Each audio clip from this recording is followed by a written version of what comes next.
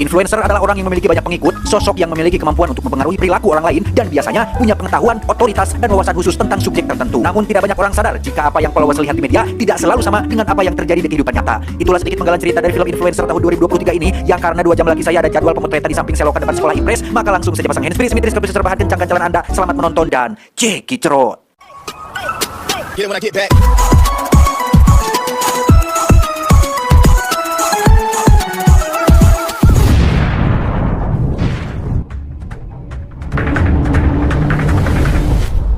Kisah diawali dengan memperlihatkan seorang influencer, lebih tepatnya seorang selebgram asal Amerika Serikat bernama Madison yang sedang liburan di lemburnya atau kampung halamannya Lisa Blackpink, yaitu Thailand. Layaknya selebgram konvensional pada umumnya, Madison selalu berfoto dimanapun, kapanpun, dan apapun yang ditemuinya. Senyuman harus selalu diberikan meskipun terkadang Madison pribadi tidak menyukai hal tersebut. Suatu malam di bar, Madison kemunculan seorang om turis kegatalan yang terus menggodanya, sampai muncul seorang wanita yang berhasil menyelamatkan Madison dari situasi itu. Dia bernama, kita panggil saja Cassandra, turis asal Amerika juga yang kebetulan satu resort dengan Madison. Mereka pun mengobrol panjang lebar hingga akhirnya memutuskan untuk jalan-jalan subuh bareng demi bisa melihat matahari terbit, yang dari situ keduanya pun menjadi sahabat baik dan terus bersama setiap hari.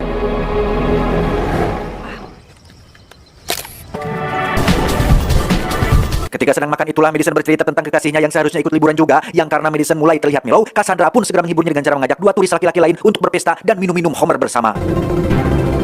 Ketika akan kembali ke kamar masing-masing, alangkah terkejutnya Madison saat kunci kamarnya sudah hilang, disusul dengan kamarnya yang sudah dibobol seseorang yang pastinya pelakunya sama dengan orang yang sudah mencuri kunci kamarnya. Masalahnya adalah paspor Madison pun ikut dicuri sehingga membuatnya tidak bisa pulang ke negara asalnya. Beruntung ada Cassandra yang membantunya mengurus hal itu, yang alhasil Madison harus tinggal selama 2 minggu lagi di Thailand sampai paspor barunya selesai diurus di kedutaan. Madison pun video callan dengan Ryan, kekasihnya, yang cukup terkejut dengan insiden pembobolan ini. Ryan juga nampak kesal karena Madison harus tinggal selama 2 minggu lagi di Thailand, padahal hari Senin depan ada jadwal pemotretan yang seharusnya tidak boleh Madison lewatkan. Dengan semua musibah yang terjadi, Madison tetap mencoba tersenyum di depan kamera, mencoba untuk menjadi influencer yang baik yang tidak ingin menceritakan tentang kejadian yang sebenarnya. Beruntung juga ada Cassandra yang dengan baik hati mau menemaninya jalan-jalan ke tempat-tempat indah yang ada di kampung halamannya Jirayut ini.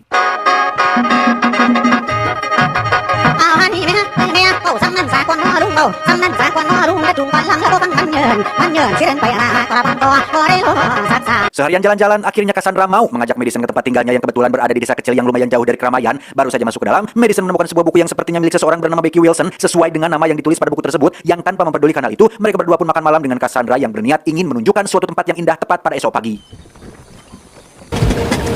Dan ya, tempat yang dimaksud ternyata adalah sebuah pulau indah yang lumayan jauh dari daratan. Madison yang teliti kembali melihat sebuah tempat duduk dari kayu yang terdapat ukiran seperti dibuat oleh seseorang yang sedang menghitung hari. Sajong-jongan alias dari pagi sampai malam mereka berada di sana, melakukan deep talk tepat di depan api unggun, di mana Cassandra tiba-tiba mengatakan bahwa dirinya akan meninggalkan Madison sendirian di pulau terpencil ini.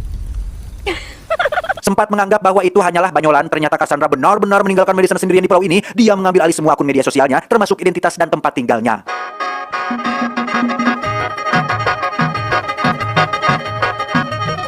Entah apa motif Cassandra yang sebenarnya, tetapi dia nampak berpura-pura menjadi Madison menggunakan aplikasi dan teknologi AI untuk membuat wajahnya seolah mirip wajah Madison supaya para followersnya tidak curiga jika Madison yang asli sudah tidak ada.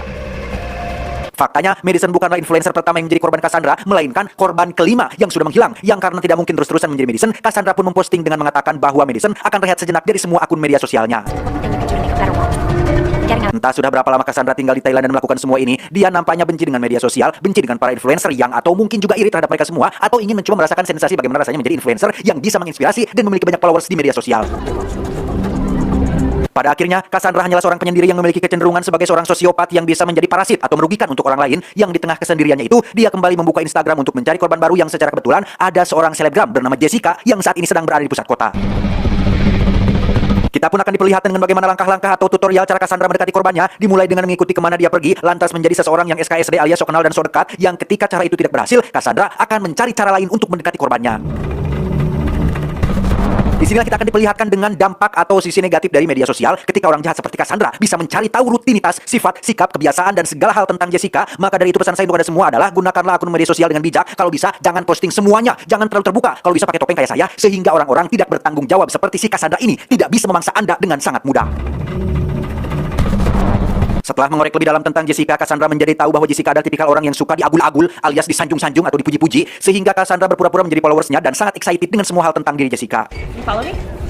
Alhasil, Jessica pun resmi terjebak ke dalam perangkap Cassandra, di mana dia melakukan metode yang sama seperti yang dia pakai kepada Madison dan korban lainnya, yaitu mencuri kunci hotelnya dan mengambil pasportnya supaya si korban terjebak di Thailand dan mau tidak mau harus tinggal bersama si Cassandra. Cassandra pun mengajak Jessica ke tempat tinggal Madison yang alangkah terkejutnya mereka berdua saat melihat ada bunga berikut meja makan malam spesial yang ternyata Ryan, pacar Madison, datang ke Thailand untuk memberi kejutan. Kepada Jessica, Cassandra mengaku jika Ryan adalah pacar sahabatnya yang ikut numpang tinggal di sini. Kepada Ryan, dia mengaku jika Madison memaksanya untuk tinggal di sini menemaninya. Tak sesuai rencana, Jessica pun melancarkan planning B, yaitu menggunakan semacam aplikasi khusus yang berisi rekaman suara Madison untuk meminta putus kepada Ryan supaya Ryan tidak terus-terusan menghubungi Madison. Alhasil, Ryan pun mengira jika Madison hanya butuh waktu untuk sendirian dan akan tetap menunggu di sini sampai Madison kembali, sehingga untuk sementara waktu mereka bertiga pun mengisi waktu luang dengan jalan-jalan mengelilingi tempat indah di Thailand. Seiring berjalannya waktu, Jessica mulai curiga dengan Cassandra yang merahasiakan sesuatu yang kecurigaannya pun memuncak saat dirinya memutuskan untuk pergi dari tempat tersebut. Dan ya, Cassandra berhasil mengetahui hal itu. Dia berusaha mencegah Jessica untuk pergi dari tempat ini yang karena kekeh ingin kembali ke kota. Cassandra pun terpaksa membunuhnya saat itu juga. Satu masalah sudah beres, kini Cassandra hanya tinggal membunuh Ryan. Namun saat dia akan melakukannya, tiba-tiba ponselnya berbunyi, berisi notifikasi bahwa Ryan baru saja memposting foto Jessica di akun Instagramnya, dan ada Cassandra tepat di belakangnya, yang apabila Cassandra membunuhnya sekarang, malam ini juga, hal itu akan sangat berisiko tinggi apabila dilakukan penyelidikan oleh pihak kepolisian, maka wajah Cassandra yang terpampang di postingan tersebut akan ikut terseret juga. Alhasil, Cassandra pun butuh waktu beberapa hari untuk membunuh Ryan, di mana dia berbohong mengenai Jessica yang buru-buru kembali ke hotelnya setelah menghabiskan sarapannya. Ryan pun pergi ke pantai yang secara kebetulan sedang memotret pulau yang menjadi tempat Madison terjebak saat ini, di mana Cassandra mencoba mengalihkan perhatiannya dengan mengajak Ryan hiburan malam sampai mabuk, sehingga dirinya punya kesempatan untuk menghapus foto tersebut.